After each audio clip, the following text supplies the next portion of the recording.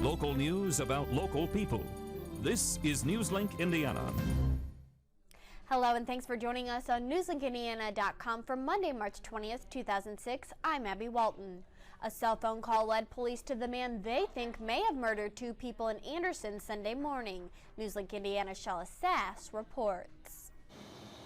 A house on fire, two bodies inside, and now a man behind bars who tells police he did it.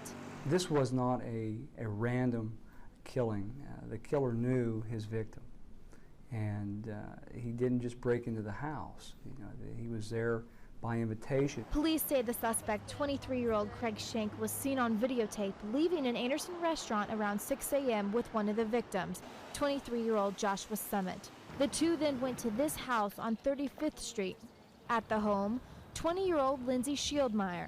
Shank told police he and Summit were using drugs, got into a fight, and he stabbed Summit in the neck.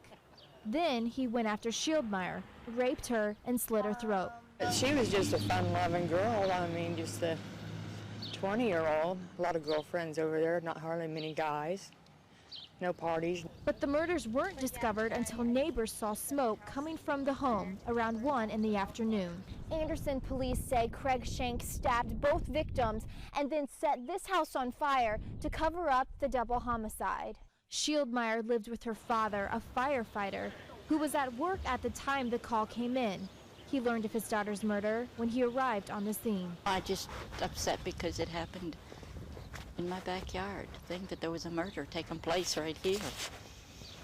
It's sad. Police were able to track Shank through a series of cell phone calls and caller ID. In Anderson, Shala Sass, Newslink, Indiana. Shank is charged with 2 counts of murder and 1 count of rape, theft, and arson. The Muncie Central Bearcat basketball team will shoot for another state championship this Saturday against a familiar foe.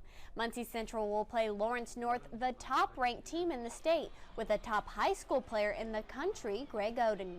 Last year, Oden and the Wildcats defeated Central 63-52. Tip-off is set for 8:30 Saturday night at Conseco Fieldhouse in Indianapolis. A Muncie man was fatally shot at a Village Pantry early Sunday morning. As Newslink Indiana's Jennifer Fike shows you, that was the same place he survived another shooting just 3 months ago. A convenience store is one place people meet after going to a local bar. Sunday, it got out of hand. 2 male subjects actually got into a fist fight inside the Village Pantry. 8 to 10 more individuals actually got in the fight, either trying to break it up or actually make things worse. The argument turned deadly for 22-year-old Antron Deshaun Young, who was shot twice, and the shooter was not even in the original fight. The 2 people that were fighting, once that fight was broke up, a third individual from outside is the one that actually did the shooting. It actually was not involved directly in the fight.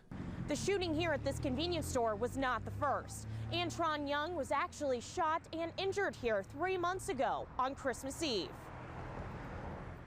Back last year, the victim was shot at that time, and quite frankly, refused to cooperate with us whatsoever, and it kind of, led to a dead end on the case at that time.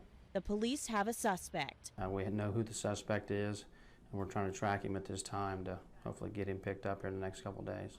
The Village Pantry did not want to comment. In Muncie, Jennifer Fike, Newslink, Indiana. According to police, Young had a lengthy criminal drug record against him. A new bill will help Ball State University's recreational facilities get in shape. House Bill 1029 will give Ball State up to $39 million in bonds for expansion and renovations to on-campus recreational facilities. A key part of the improvement plan involves changes to Irving Gym, including a new pool and tripling the size of the existing fitness room. The more machines and the bigger facilities would definitely help out the overcrowding, and I think it'd be a really good idea.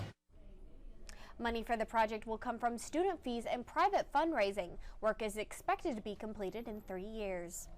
And now here's Jennifer Cook with a look at our forecast. And the first day of spring actually wasn't very spring-like. No, it wasn't. Temperatures were about 15 degrees below the average for this time of year. And we're talking about winter weather for the day tomorrow.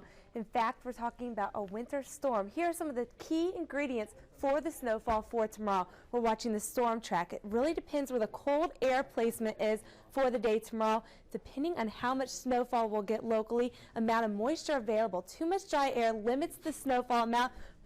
It's looking like a lot of moisture is going to be moving in, so that does not look like it's going to be a problem. In ground temperature, remember that the ground temperature has been cold, so we've seen temperatures about 15 to 10 degrees below the average for this time of year. So it looks like as of right now, all the ingredients are coming together, and there is going to be quite a bit of snowfall for the day tomorrow. And that's why snow advisories are in place locally. Snow advisories in place starting tonight, 1 a.m. into 5 p.m. tomorrow. Down towards the south, the southern counties, winter storm warnings in effect. This covers Central Indiana, Indianapolis, Fishers, Carmel, south towards Greenwood. So keep in mind if you're traveling down south, winter storm warning, 1 a.m. tonight into 5 p.m. for the day tomorrow. Overnight tonight, we're going to see chilly temperatures. In fact, we're going to see them drop to the middle 20s, 26 locally, 27 Indianapolis, 25 in Lafayette. For the day tomorrow, we're going to see the cold air move into east central Indiana. So it's going to be a chilly day with temperatures about 15 degrees below the average for this time of year. 30 degrees locally, 32 Indianapolis, 32 Lafayette. Notice up towards the north even warmer because they're not going to feel as much cold air as we're going to feel locally. So it's going to be warmer up towards South Bend and Chicago for the day tomorrow. Here's the snowfall beginning around 8 p.m. this evening throughout the vicinity. The heaviest band of snowfall is going to be during your morning commute tomorrow. So the morning commute is going to be a tricky one. Expecting about 2 to 5 inches with all the snowfall that we're going to see throughout the day. It's going to begin to diminish tomorrow afternoon. We're expecting the sun to come back out Wednesday, Thursday, Friday. There's another slight chance for some flurries in the area. Here's Wednesday. You can notice lots of sunshine, so it actually could melt some of the snowfall that we're going to be seeing. But you know what? Temperatures are going to struggle. In fact, they're going to remain below average through the next 5 days. Tonight, increasing clouds, snow developing, becoming heavier late. 26 degrees the overnight low for the day tomorrow, 30 degrees. Heavy snowfall throughout the day. Once again, 2 to 5 inches of snowfall is expected, diminishing late tomorrow afternoon. Check out the winds, northeast 5 to 20 miles per hour and gusts up to 30. So it's going to be a very windy day tomorrow. Lots of snowfall, lots of blowing snowfall, so be careful if you're traveling outside tomorrow. 39 for the day on Wednesday, so we're going to see some of that sunshine come back out. Hopefully it's going to start melting some of the snowfall we're going to see tomorrow. 40 degrees on Thursday. Slight chance for a little flurry on Friday. Then it looks like the weekend's going to warm up.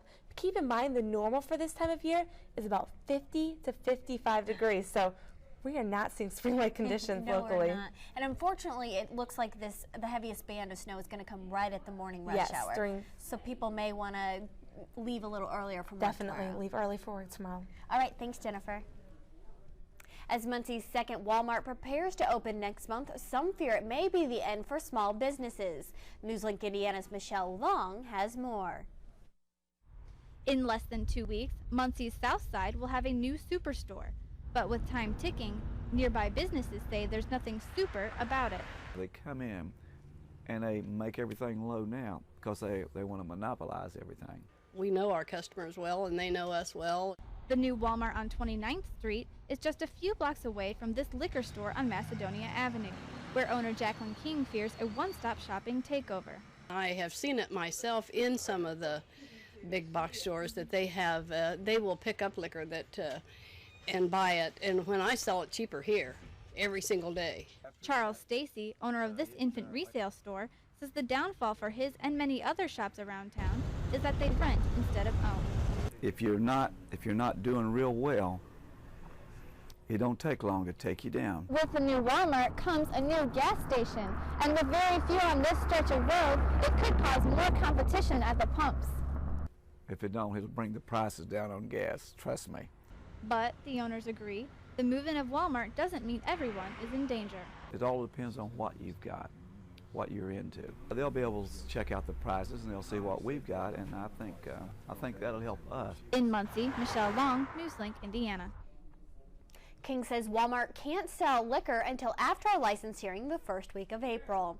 And those are the headlines for East Central Indiana for Monday, March 20th, 2006.